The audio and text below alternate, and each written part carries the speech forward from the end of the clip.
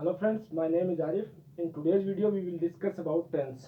बचपन से आप लोगों ने सुना होगा टेंस तीन प्रकार के होते हैं: वर्तमान काल, भविष्य काल और भूतकाल।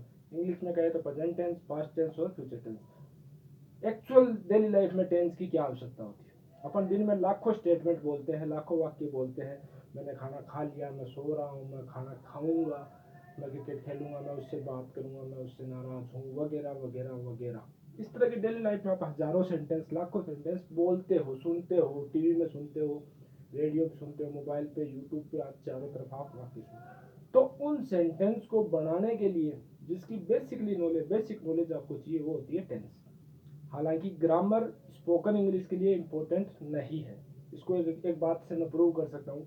आप जिस भी लैंग्वेज को बोलते हो, हिंदी बोलते हो, चाहे आप जहाँ जैसे पंजाबी बोलते हो, कोई संस्कृत बोलता होगा, कोई उर्दू बोलता है, कोई अरबी बोलता है, उन सब ने कभी भी ग्रामर की कोचिंग नहीं ली होगी। आपके दादाजी ने आपको कभी नहीं कहा होगा कि बेटा लिखो सर्वनाम क्या होती है, संज्ञा क्या होती है। आपके टीचर ने कब कहा होगा? जब आप थर्ड या फोर्थ क्लास में आए होंगे। उससे पहले किसी ने नहीं कहा होगा। फिर भी आप 2 या 3 साल के थे तो भी आप अच्छी खासी इंग्लिश, सॉरी, हिंदी या जो आपकी लोकल लैंग्वेज है वो बोलते थे। क्यों? क्योंकि बोलने के लिए सबसे जरूरी चीज है, वो होती है आपको सुनना। कोई भी भाषा या लैंग्वेज आप सुनते रहते हो तो आप ऑटोमेटिकली उसको बोलना भी सीख जाओगे। ये होता है ऐसा, आपने प्रूव भी किया इस चीज को। हर कोई जो 2 या 3 साल का बच्चा है वो अपनी लोकल लैंग्वेज बोलता है without any tuition, without any school going, without any grammar. ऐसा क्यों होता है? क्योंकि अपन स्पोकन या जो भी बोलते हैं वो अपन सुनते हैं। जैसे एक एज एग्जाम्पल बोलता हूँ, जैसे आपके पापा ने कभी आपकी मम्मी को कहा होगा जल्दी से पंखा बंद करो, और आप वहाँ खड़े थे, आप 2 साल के हो, 1.5 साल के हो, आप खड़े थे वहाँ पे, और मम्मी ने कुछ आके एक स्विच बताया, बटन को बंद किया, और पंखा धीरे धीरे धीरे धीरे बंद हो गया। अब आपने नोटिस क्या किया कि ये जो चीज़ घूम रही थी उसको कहते हैं पंखा, और ये स्विच से जो काम होता है उसको करना होता है बंद। अगली बार आपने भी वही बात बोली, पंखा बंद करो या ना करो। एग्जाम्पल के रूप में मैं को पानी पीना है तो मम्मी कुछ ऐसा लिक्विड लेके आई जो पापा ने पिया, या आपके भाई भैया के लिए लेके आई, या आपके लिए लेके। तो आपने वो वर्ड कहाँ से सीखे? पानी, पंखा, चप्पल, बेड या फिर तकिया, जो भी है, ये कहाँ से सीखे? ये आपने सुन के सीखे, और उसी को आपने डेली लाइफ में यूज करना शुरू किया, और यूज करते गए तो आपको वो भाषा बोलना आ गई। सिंपल सा है। टेंस कहीं जरूरी नहीं है। अगर आपको इंग्लिश स्पोकन की करनी है तो उसके लिए टेंस 0% आवश्यकता है, क्योंकि अपन डेली लाइफ में जितनी ज़्यादा इंग्लिश आप सीखोगे, सुनोगे, उतनी ही ज़्यादा आप बोलोगे। जितनी ज़्यादा आप हॉलीवुड मूवीज देखिए, 5-4 कंटिन्यूसली, हॉलीवुड मूवीज की बात कर रहा हूँ मैं, ठीक है? वो बात अच्छी खासी मूवीज है, बहुत सारी पड़ी है, यूट्यूब पे मिल जाएगी आपको। कंटिन्यूसली देखिए, आपको डेली लाइफ में इंप्रूवमेंट होता दिखेगा without any grammar. Grammar 0% necessary होती है इंग्लिश स्पोकन के लिए। लेकिन कहते हैं कि इंडिया में जैसे अपन बोलने की कोशिश करते तो हमारे साथ दिक्कत क्या होती है कि हमें पार्टनर नहीं मिल पाता जिसके साथ अपन क्या कर सकते हैं, कन्वर्सेशन कर सकते हैं, जिसके साथ अपन बात कर सकते हैं। तो दिक्कत यहाँ आती है। तो उसके लिए, उस चीज़ से बचने के लिए अपन को क्या करना है? आपको थोड़ी बहुत ग्रामर का नॉलेज हो, ताकि आप ऑटोमेटिकली धीरे धीरे सेंटेंसेस बनाना सीख जाओ।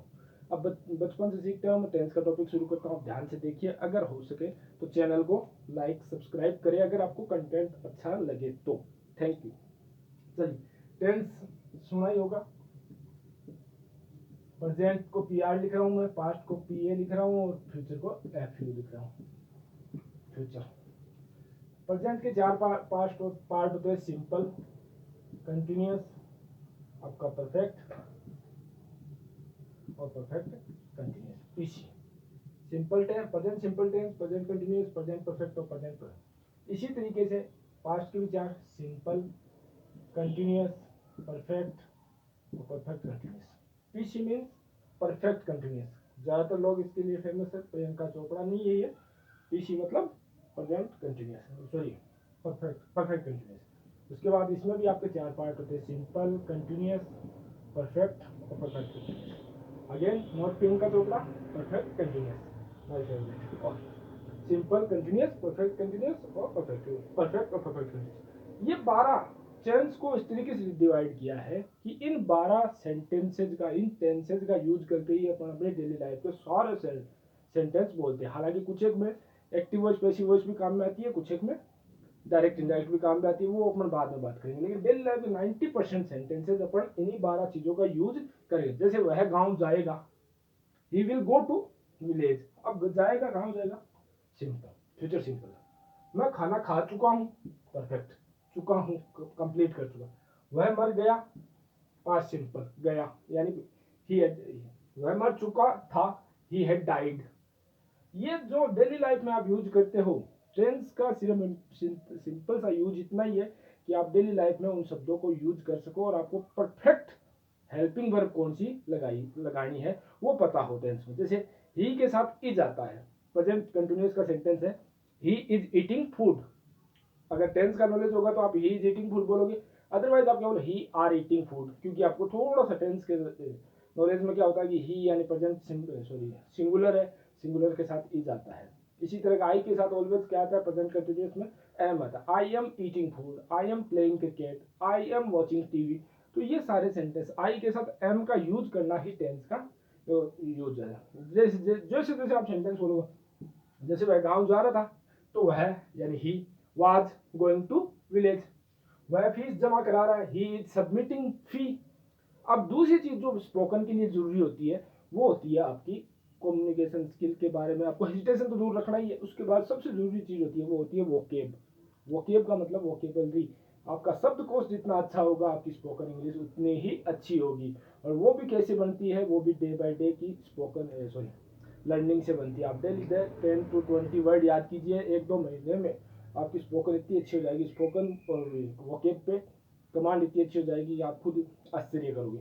लेकिन ये होता है एक कंटिन्यूस प्रोसेस है। वन डे आप बैठो 8 घंटे अंग्रेजी स्पोकन सीख ली, नहीं होगा। कोई भी लैंग्वेज होती है, आपने हिंदी भी बोलना सीखा है या पंजाबी भी बोलनी सीखी है, बंगाली या कन्नड़, जो भी भाषा आप बोलते हो, उसको सीखने में भी आपको 2 से 3 साल का टाइम लगा था। आप जन्म लिए और जन्म से 3, 3.5, 4 साल तक आपने डेली नए नए वोकेब सीखी। कहाँ से सीखी, आप इंटेंसली नहीं सीखी, अल्टीमेटली सीखी है। जैसे कि आपने सुना लोगों से कि इस चीज़ को ये कहते हैं, इस चीज़ को ये कहते हैं, और आप धीरे धीरे सीखना शुरू करते गए और आप eventually you are good in your local language because you try to learn every day, or it's also a continuous process.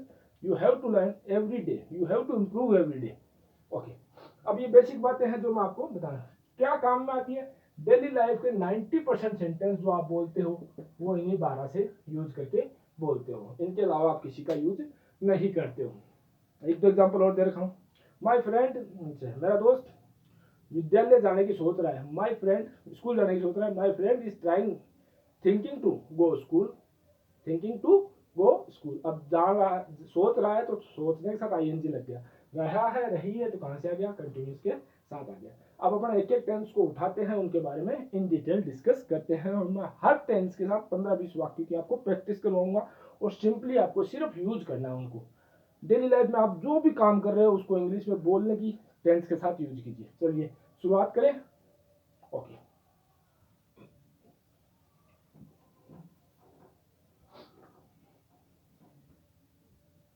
पहला है प्रेजेंट सिंपल।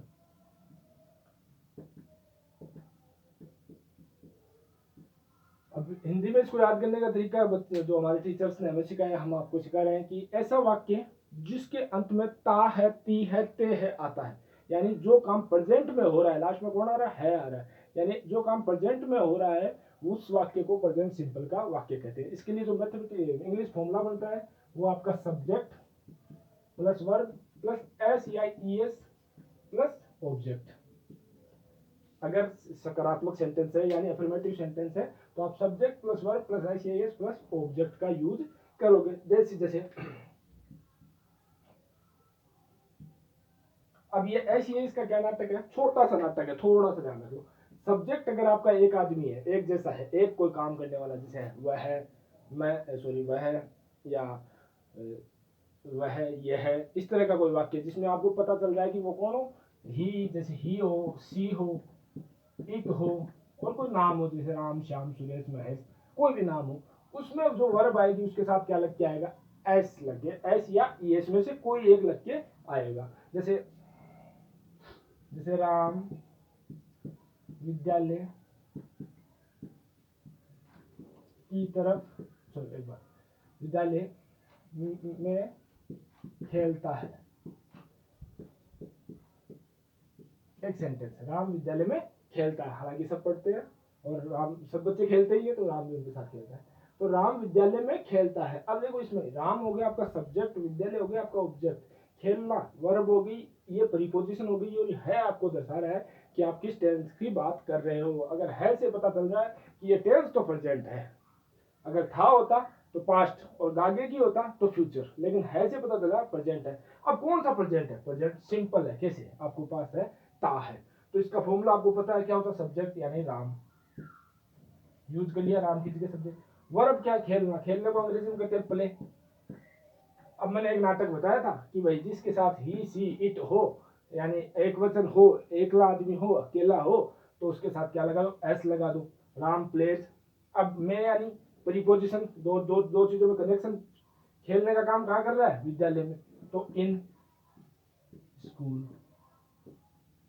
ठीक है, अगला वाक्य इसी पे।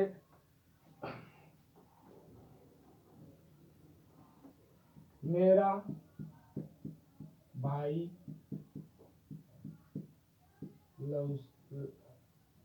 लहसुन छीलता है। अब वोकेब की दिक्कत आती है बच्चों को। क्या होता है कि टेंस समझ में आता है, मेरा भाई लहसुन छीलता है, या बहन कह दो, भाई बहन। तो यहाँ मेरा, मेरा यानी माई, पहले लगाते हैं ब्रदर। छीलने को अंग्रेजी में कहते हैं पील, PEEL, और एस लग जाएगा क्योंकि भाई कौन है? अकेला है, और लहसुन को कहते हैं गार्लिक। ये इस तरीके से हम कर लेते हैं।